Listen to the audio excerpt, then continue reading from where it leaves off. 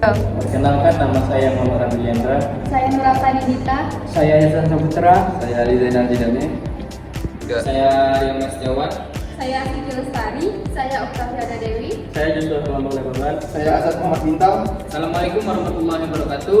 Saya Arya Setiawan, presenter dari kelompok 2. Saya di sini akan membawakan materi dari mata kuliah tambang bawah tanah yang diampu oleh Dr. Insinyur Murad MT dengan judul metode tambang bawah tanah sublevel caving. Baiklah teman-teman, seperti yang kita ketahui, apa itu sih metode sublevel caving? Metode sublevel caving adalah metode penambangan bawah tanah yang menggunakan gravitasi untuk menghancurkan dan mengangkat biji. Jadi teman-teman, dengan metode ini memaksimalkan dari gaya gravitasi bumi untuk melakukan penghancuran dan pengangkatan biji. Selanjutnya, kapan sih harus digunakan metode ini? Baik, yang pertama ialah karakteristik endapan biji. Metode ini cocok untuk endapan biji yang memiliki kemiringan yang cukup curam atau lebih dari 40 derajat. Umumnya digunakan pada tambang yang terletak cukup dalam. Kedua yaitu kualitas dan nilai biji. Cocok digunakan pada endapan dengan biji yang memiliki nilai ekonomis tinggi. Selanjutnya ialah kapasitas produksi. Dan yang terakhir ialah kondisi geoteknik. Selanjutnya dan di sini ialah alat-alat yang digunakan dalam metode sublevel caving. Baiklah teman-teman, dapat lihat di sini terdapat jumbo drill pada ujung kiri atas. Di sebelahnya ada resbor, sebelahnya lagi ada bahan peledak. Dan dua ini bisa dibaca selanjutnya. Yang pertama ialah drill magnet mesin. Bisa dilihat penjelasan di sini, single boom hydraulic pilot drill jumbo. Jenis ini memiliki fungsi untuk proyek pengokoran, pertambangan atau pembuatan terowongan bawah tanah. Nah, bisa dilihat ada munculnya di sini. Inilah untuk membuka atau menghancurkan permukaan tanah. Selanjutnya ada drill boom hydraulic pilot jumbo. Bisa dilihat teman-teman, ini gambarnya. Jenis kedua ini dapat digunakan untuk pengukuran skala kecil hingga besar dengan hidrolik khusus. Penggunaan yang tepat bagi mesin ini adalah untuk pembuatan terowongan tambang, kereta dan jalan raya. Selanjutnya ada resbor. Sini bisa dilihat gambarnya. Adalah mesin yang digunakan dalam pertambangan bawah tanah untuk menggali lubang melingkar di antara dua tingkat tambang tanpa menggunakan bahan peledak. Next, ada alat-alat juga. Ini loader, haul, dan yang memiliki fungsi mengangkut material biji meledakan dari metode sublevel caving yang akan diangkut ke permukaan tanah. Baiklah, selanjutnya. Nah, bisa dilihat di sini ada crushing machine atau penghancur batuan. Fungsinya ialah menghancurkan batuan biji menjadi ukuran yang lebih kecil sebelum diproses lebih lanjut. Lokasinya biasanya ditempatkan di dekat mulut terowongan atau di bawah pada area pengolahan. Di setiap metode tambang bawah tanah memiliki keuntungan dan kerugian. Yang pertama saya akan menjelaskan keuntungan terlebih dahulu. Satu, keuntungan dari metode sublevel caving adalah karena penambangan dilakukan dalam terowongan kecil. Metode ini dianggap lebih aman dibanding metode tambang lainnya.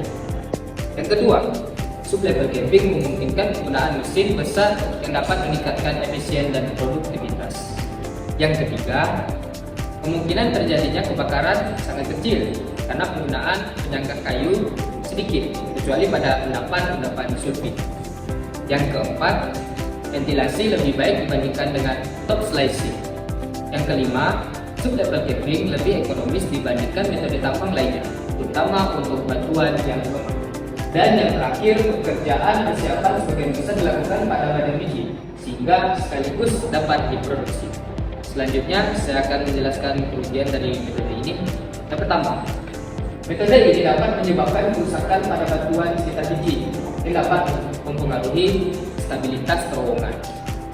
Yang kedua, pengelolaan limbah yang dihasilkan dari penambangan bisa menjadi tantangan karena limbah tersebut harus diangkut keluar terowongan.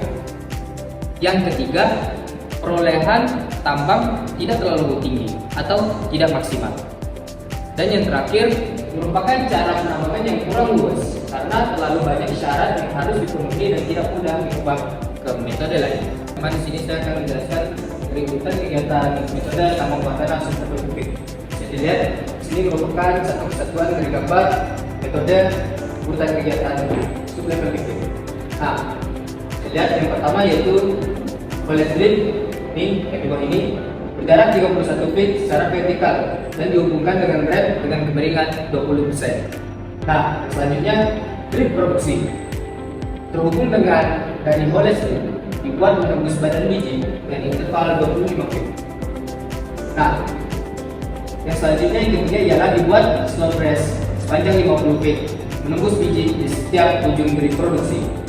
Yang keempat, membuat pemboran kipas atau fan drilling sebanyak 10 sampai 12 lubang membentuk sudut 80 derajat.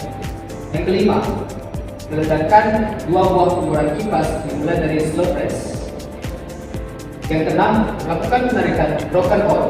Nih, teman-teman bisa lihat ini merupakan broken ore dengan LHD dan menumpahkan ke ore pass. Nah, ini dia ore pass. Bisa dilihat sampai sebagian waste ikut terambil. Nah, yang terakhir ialah langkah dari nomor 5 tadi diulang dengan seluruh biji terambil dan rongga akan diisi dengan waste runtuhan open pit. Jadi ore di sini sampai terisi dengan waste dari runtuhan open pit, dari runtuhan muka tersebut. Selanjutnya, tantangan dalam penggunaan metode sub-level camping. Pertama ialah stabilitas lereng dan keamanan tambang. Salah satu tantangan terbesar dalam metode sub-level camping adalah menjaga kestabilan terowongan dan area penambangan. Proses peledakan dan aliran biji secara gravitasi dapat menyebabkan runtuhnya bagian-bagian tambang yang mengancam keselamatan pekerja. Yang kedua, pengisian kembali atau backfill. Salah satu tantangan lainnya adalah mengisi kembali ruang kosong yang terbentuk setelah biji dikeluarkan guna menjaga kestabilan struktur bawah tanah. Yang ketiga, kesulitan dalam ekstraksi biji di kedalaman. Penambangan di kedalaman yang lebih dapat memperburuk tantangan teknis seperti masalah ventilasi, stabilitas, dan juga pengangkutan biji. Next. Dan juga ada faktor keberhasilan dalam penggunaan metode sub-level camping. Pertama, desain stop yang optimal di kedalaman. Desain stop yang baik sangat penting untuk keberhasilan metode sub-level camping. Stop harus cukup besar untuk memungkinkan biji mengalir dengan gravitasi setelah dihancurkan, namun tetap aman bagi struktur tambang.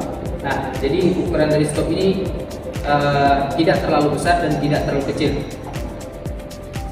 Juga perencanaan yang matang mengenai lokasi, ukuran, dan bentuk stop sangat mempengaruhi hasil tambang dan efisiensi operasi. Kedua, kontrol pemboran dan peledakan yang efektif. Teknik pemboran dan peledakan yang tepat sangat krusial dalam metode sub-level camping untuk memastikan biji dihancurkan dengan ukuran yang sesuai dan distribusi yang merata. Yang ketiga, penyusunan sistem pengangkutan yang efisien. Pengangkutan biji dari stok ke permukaan atau ke area pemrosesan harus dilancar untuk meminimalkan waktu dan biaya, seperti sistem ore pass dan lain-lain yang sering digunakan. Selanjutnya, baiklah teman-teman, dari semua penjelasan saya sini, saya akan menyimpulkan dari metode sub-level camping. Metode sub-level camping merupakan teknik penambangan bawah tanah yang efektif dan efisien untuk menambang biji yang dalam dengan kemiringan yang curam. Nah, jadi metode sub-level camping ini lebih cocok untuk menambang biji yang dalam, letaknya dalam, dan kemiringannya curam. keberhasilannya terletak pada kemampuan metode ini untuk memanfaatkan gravitasi dalam mengalirkan biji hasil ledakan serta mengoptimalkan kapasitas produksi dengan desain stok yang tepat. Namun, tantangan utama seperti pengendalian dilusi biji, kestabilan lereng, serta biaya investasi awal yang tinggi memerlukan perencanaan yang matang dan penggunaan teknologi yang canggih untuk meminimalkan risiko operasional dan dampak lingkungan.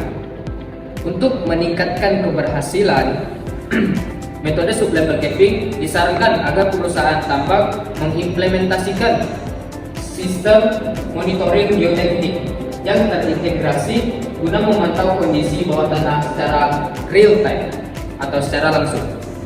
Nah, serta meningkatkan akurasi dalam pemboran dan peledakan melalui penggunaan perangkat otomatis.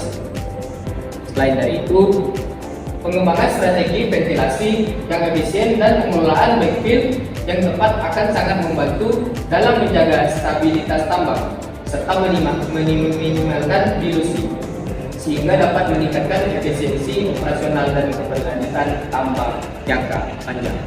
Baiklah teman-teman, terima kasih atas perhatiannya. Saya Arya Musnewan sebagai presenter dari kelompok 2. Izin pamit undur diri.